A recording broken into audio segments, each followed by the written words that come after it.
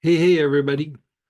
Last week we did a little bit of questions and answers, and, we had a few people email us afterwards from our session, and then we had people from YouTube also email and have questions and things. And so, the next segment, Mystical Vibration, we'll do a practice, but I thought we'd do a little Q&A right now.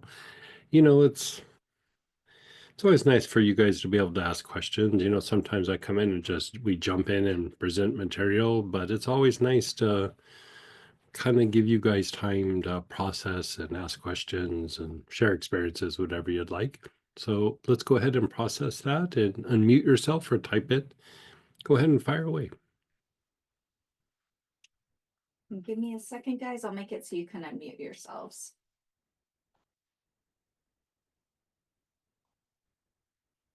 And you can also listen in Spanish or ask in Spanish. You can also type any of your questions into the chat.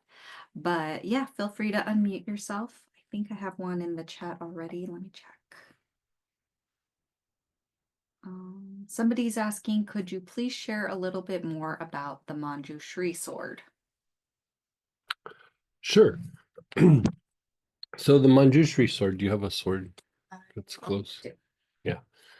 So Manjushri sword looks like some version like this. You see the Buddha Manjushri or the Bodhisattva Manjushri, and they're doing something like this, right?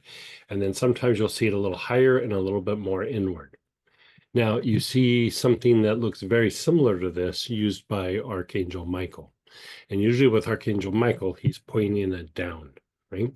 So the idea of this, the sword, is a practice of purifying the intuitive mind. If you ever see the swords, it's always in the right hand and it's either directed down at the ground or at the right side of the brain. And so, you know, we live a very everyday life most times. I had one teacher that referred to it as, we're very good at being the citizen, the person that goes to the store and does our job and raises a family and pays bills and drives a car and, all of those kinds of things, makes bank deposits and, we're very good at that.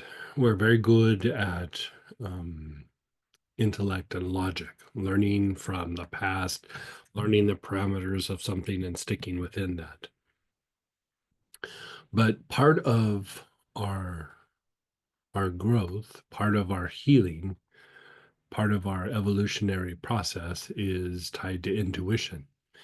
And just to give it face value for somebody off the street, intuition kind of sounds like some airy fairy thing that people go like, oh, I have this feeling that I should be doing this, or I feel guided to do, XYZ, which in a way could be true. But intuition makes up a big portion of our cognitive processes and how we interact and relate with the environment. Part of how we learn, I mean, a big part of how we learn, how we grow, how we evolve, how we innovate is all tied to the intuitive processes. Also, our ability to heal both our physical body and our psyche or emotional and mental aspects, also tied to intuition. And this is tied to the ability to be aware. And I would say intuition is tied to the ability to break out of the patterns that cause us suffering. And so it is how we communicate with the soul. It's how we receive guidance from the soul. It's our conscience. Intellect, we can talk ourselves into all kinds of things, good or bad, you know. But intuition kind of provides us with a knowing of, I probably shouldn't do this. And sometimes we're like, I probably shouldn't do this, and I'm not sure why.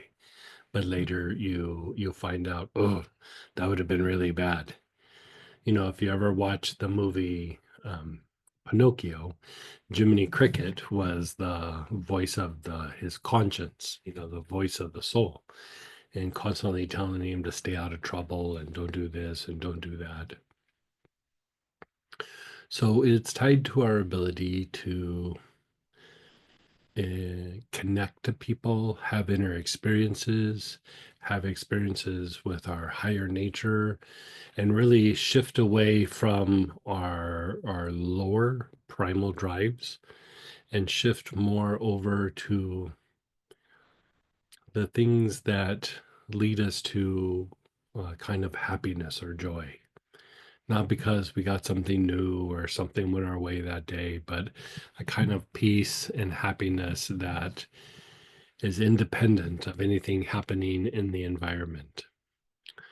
It's spontaneous action, it's movement.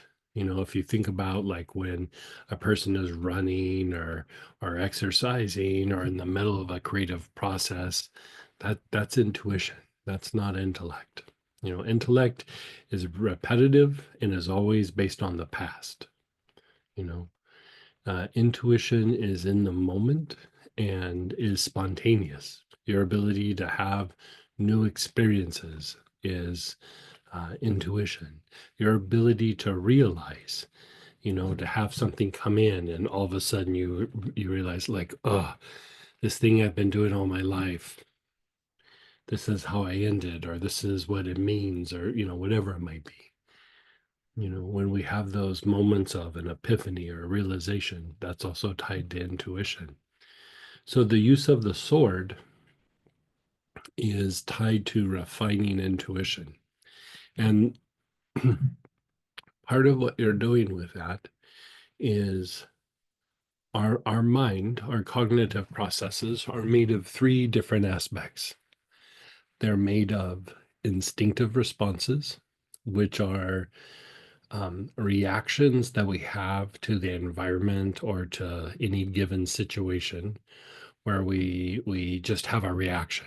Our brain doesn't process it, but we have like a behavior or a response. Our body starts doing, we start thinking about the situation in a particular way just because of these instinctive responses. It usually keeps us out of harm or keeps us from doing something that has caused us harm in the past. Like if you have touched a hot stove, whenever you get around heat, like, don't teach, don't teach, don't touch the hot stove because it will cause pain and tissue damage. But sometimes we have these with social interactions, uh, behaviors within families, like even our personality is tied to instinctive responses where we just start behaving a particular way and we don't really choose. It's just something that starts to happen.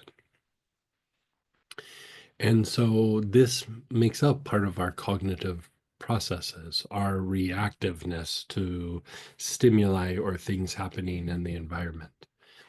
Then we have an emotional component. This would be tied to what you would call your second brain or your brain in your gut.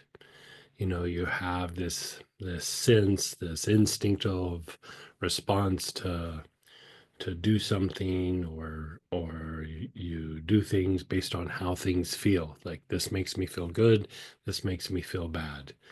This will bring me harm. I will get some sort of reward. I will get positive reinforcement. Right? And so your cognitive processes or your mind is also made up of this particular component. Then you have the cognitive processes themselves or the mind. And the mind is based on the ability to have repetition and to maintain things, but also to be able to have spontaneous action and be able to step outside the box and have new experiences. And so a person's mind is made up of these kind of combinations. And really, we're made up of instinct and emotion and then intellect, and then the intuitive component, right? And when all of these three come together, it makes us intellectually much more intelligent, and it makes us intuitionally wise, like you could say, very wise. Like you see the big picture, you see consequences of actions even before you've maybe even done something. You can see, like, if I do this, right? But it's how we learn, it's how we innovate, it's how we grow, it's how we heal, it's how we love. Love is associated with this side of the brain as well. So when you go through and you utilize this Manjushri sword, part of what you're doing is you're purifying the intuitive mind and the right side of the brain of the instinctive responses that have built up or conditioned that part of our our intuition, or our ability to have awareness on certain things. you know um Even the intuitional mind gets conditioned a little bit. And like I said in the beginning, we do intellect or being a citizen really well, to the point where we really override intuition quite substantially. So the practice of utilizing the Manjushri sword, or you could call it the Archangel Michael sword, is to purify the intuitive mind of instinctual responses, so that you can have like a higher level of perception or awareness. You could say when we've really engaged a lot of instinct and have really identified with a lot of instinct and emotion, it kind of limits or weighs down your intuitive processes. You'll still have intuition, but they'll be very kind of low level. And the more that you try to understand yourself, the more you try to know yourself more, which is really tied to our spiritual development. If you think about it, spirituality is more about knowing yourself really well than doing some action. You're just trying to get to know yourself more than just what everyday life brings to your mind. And by going through and doing this process with Manjushri swords, you're you're making space for higher levels or greater levels of spontaneity, intuition, and guidance from the soul. You start to become more aware of your true nature, rather than the personality that is running the citizen or your everyday life. And so that practice is considered part of a wisdom practice, regardless of the tradition. Different traditions kind of do things somewhat in the same manner, but um, yeah, and I mean, I think that's probably good. Yeah, that's probably. Yeah. Astara talks a lot about life after life. Mhm. Is there anything or a kind of practice we can do now to be prepared and go to the highest light after we pass? Great question. The practices that we put forth, that we do kind of on a regular basis, is tied to that.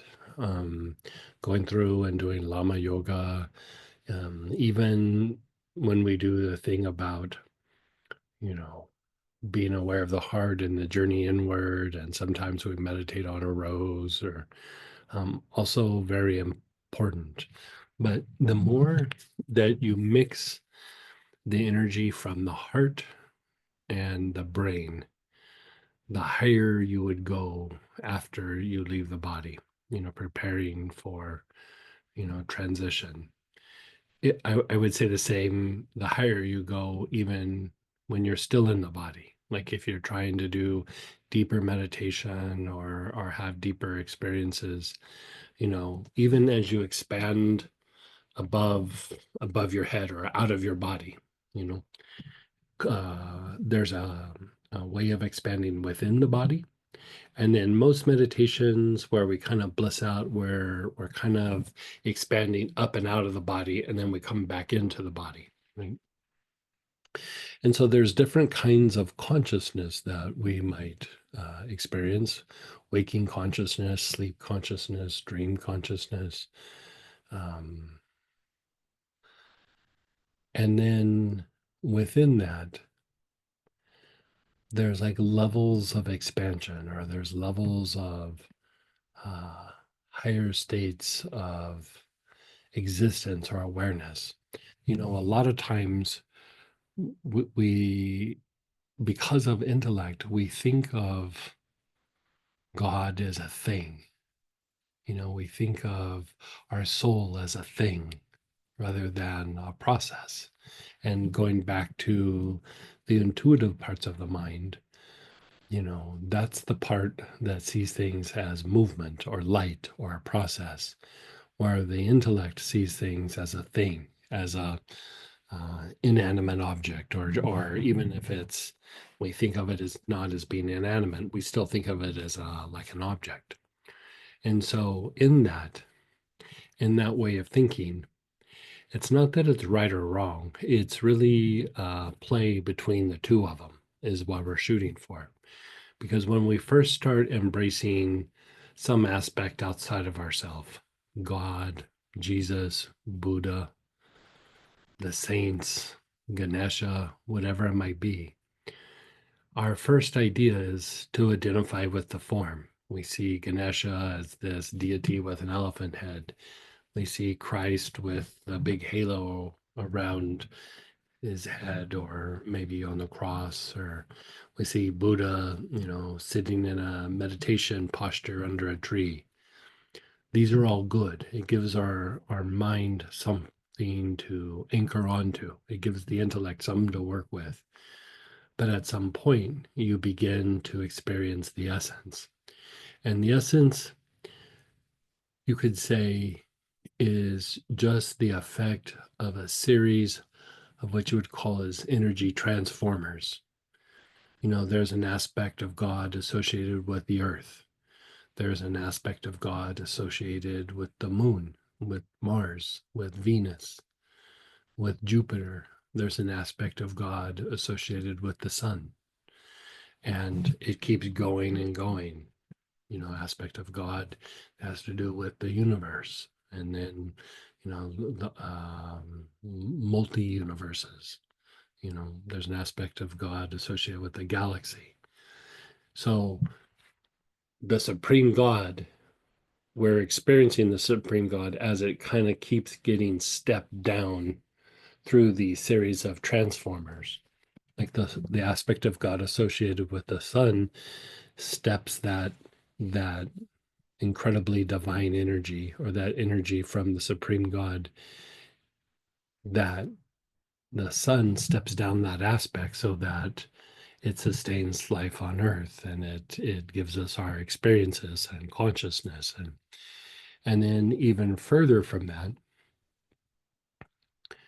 we have great spiritual teachers, or, you know, disciples of deities, or whatever that might be. We're also further stepping down the energy from the planetary aspect of God, right? And so when we leave the form, like the easiest way of saying it is, think of this series of transformers as this big giant stream or a big ocean. And when you leave the form, it's like you get in and start to ride the wave. You start to ride the movement in this state of consciousness, you could say. And there's higher and higher levels, which are just you're beginning to experience these different transformers. So when we think about, like, say, Jesus as the form, we think of Jesus as being this form that emanates this spiritual lessons to us that we begin to experience and have our inner experiences, and we pray and we meditate and we focus on him, which is good. But the deeper understanding is that Jesus is a byproduct of this movement, this wave, this nature. Jesus is just a byproduct of this. He's a representation of it at a certain phase or a certain stage. And so the more that you can have your inner awareness, have greater levels of intuition, have greater levels of experiencing the light, the more that you just kind of move like light. If you think of like what light is, you put light out and it keeps expanding, expanding, expanding, expanding. You don't have to make anything happen. It just goes into this kind of expansion, right? And when we are out of our body, that is the way that the soul is. It's an infinite light that just keeps expanding, you know. But depending on the development of that soul, it expands to a certain extent. And so as we grow more spiritually and as we become more connected, and the more that we kind of ride this wave, the greater the level of expansion or awareness as we go through and we do these processes. We're always moving towards that. We're always doing it. So there's no special thing that I would say. I would just say consistently do your practices, do Lama yoga, do the meditation on the heart and the rose, do that part where we connect the heart and the brain, do the practice where we do the heart, navel, and crown. Because even that, like if you want to be a good surfer, so to speak, riding that wave, that heart, navel, crown, let's just say it makes you step up your game of being able to ride those waves. You know, the more that you do these practices, the the more that you'll be prepared for your experiences as you leave the body. Is there a class you offer to learn this? There's a few different classes. We have the Astara Light kind of series that we have put out there. The streams are always kind of tapping into some form of this. Um, Later, we're going to be teaching like how to work with imagery rather than with words, and that will definitely enhance that process. We'll be presenting that in probably the next few months. And so we're just kind of waiting for timing of, you know, ceremonies that we do in late May. And so we'll be kind of launching some things like that. And so um, you could say everything that we do is tied to it, but some are a little bit more potent than others. But here's the thing that I would say about that is it's not so much about a technique, it's about developing abilities.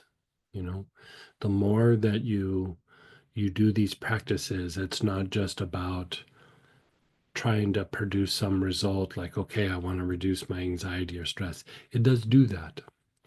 But on a deeper level, you're developing the ability to separate from the form, separate from the lower consciousness, and develop higher levels of awareness and begin experiencing higher consciousness so that when the time comes, be it that it's just in meditation or that you're leaving your body for good, um, you're already prepared.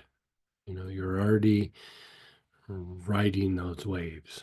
And it's kind of what a mystical practice or a spiritual practice is going through and mm, being a vessel of the light, but also uh, having greater levels of oneness, which is kind of merging with greater levels of light.